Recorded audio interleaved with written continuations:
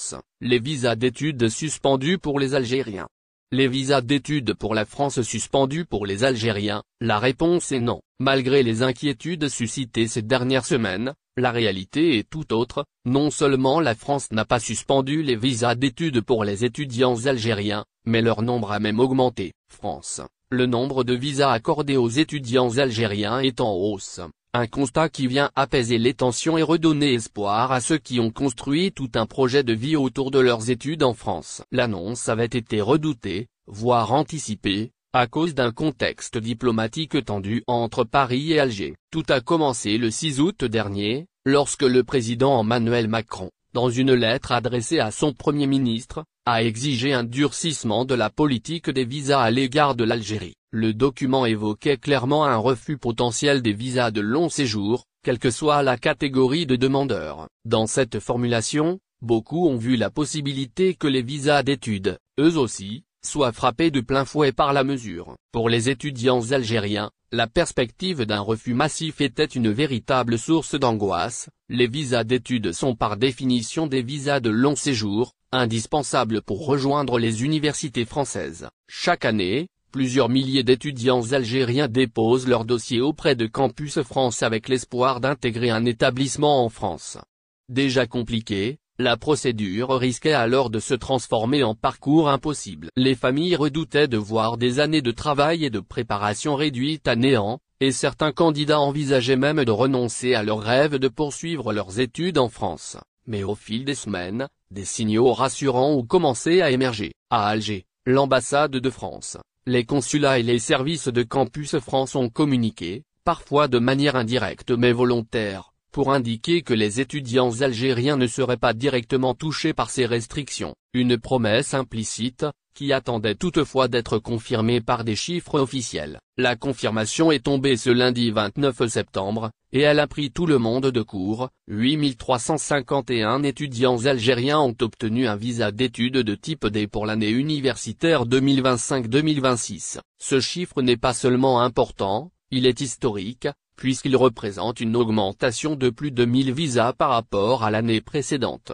soit une progression de 14%. France, les visas d'études suspendus pour les Algériens, non, au contraire, le mouvement est ascendant, et cette réalité renverse totalement la perception initiale. Selon les précisions de l'ambassade, 87% des étudiants admis dans le cadre de la procédure études en France ont obtenu leur visa. Cela prouve que la voie institutionnelle demeure efficace, et que la préparation des dossiers continue d'être la clé d'un projet réussi. Pour beaucoup d'étudiants algériens, ce pourcentage est bien plus qu'une statistique, c'est un encouragement, un signe que leurs efforts portent leurs fruits et que la France reste ouverte à leur ambition académique. Ce constat est également porteur de sens dans la relation franco-algérienne.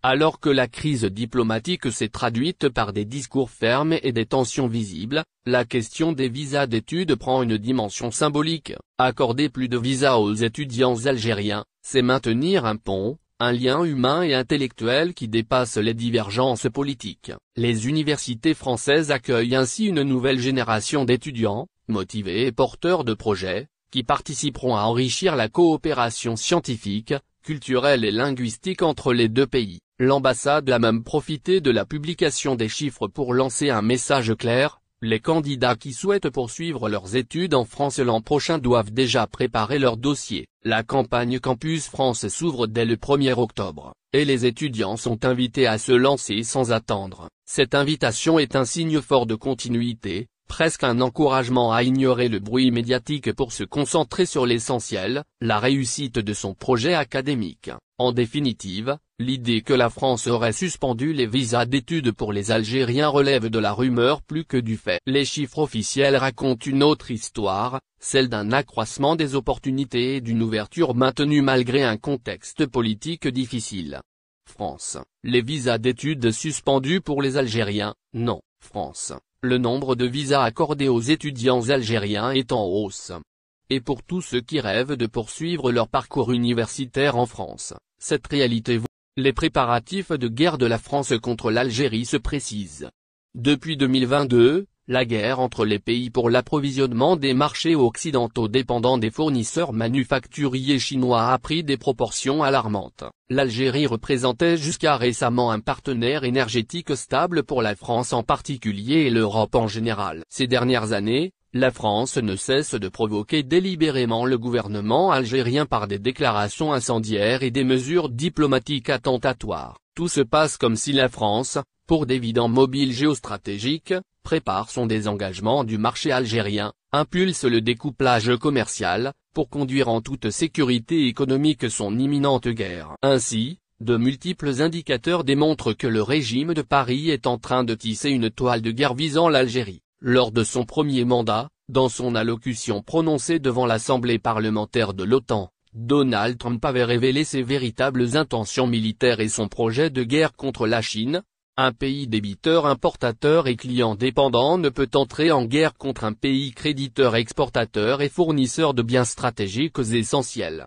Il visait évidemment la Chine. La crise sanitaire avait donné raison à Trump avec la guerre des masques livrée au début de la pandémie entre les pays occidentaux dépendants pour se procurer la précieuse marchandise auprès de la Chine, principal producteur, donc fournisseur. Au début de la pandémie, en février-mars 2020, les pays occidentaux, désindustrialisés depuis plusieurs décennies, prirent conscience de leur dépendance vis-à-vis de la Chine en matière de fourniture de produits manufacturés indispensables. Depuis 2022, la guerre entre les pays pour l'approvisionnement des marchés occidentaux dépendant des fournisseurs manufacturiers chinois a pris des proportions alarmantes, sans oublier la dépendance vis-à-vis de l'énergie russe, importation momentanément suspendue, du pétrole arabe, des matières premières et provisions des pays du Sud. La dernière dépendance relevée par les pays occidentaux, paralysant de nombreuses entreprises, concerne les composants électroniques fabriqués exclusivement en Asie. Les États-Unis et les pays atlantistes,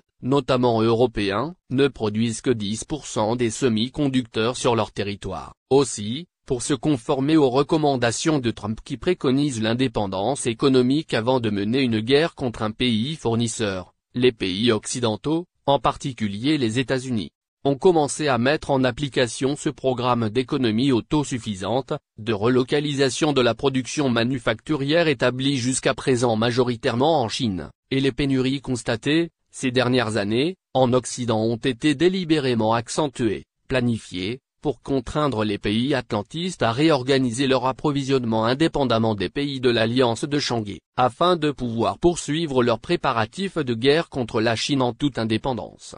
Mais, également, pour justifier la hausse des prix que les prolétaires devront supporter, induisant la baisse de leur pouvoir d'achat, donc la dégradation de leurs conditions sociales, l'affaiblissement de leur résistance, facilitant ainsi leur soumission et leur enrôlement dans la future guerre globale en préparation. C'est dans le cadre de cette stratégie recommandée par Donald Trump qu'il faut inscrire la récente décision de la France et de plusieurs pays européens de privilégier désormais le GNL américain au détriment du gaz algérien. Quoique cette réorientation énergétique s'avère économiquement coûteuse à la France et à l'Europe.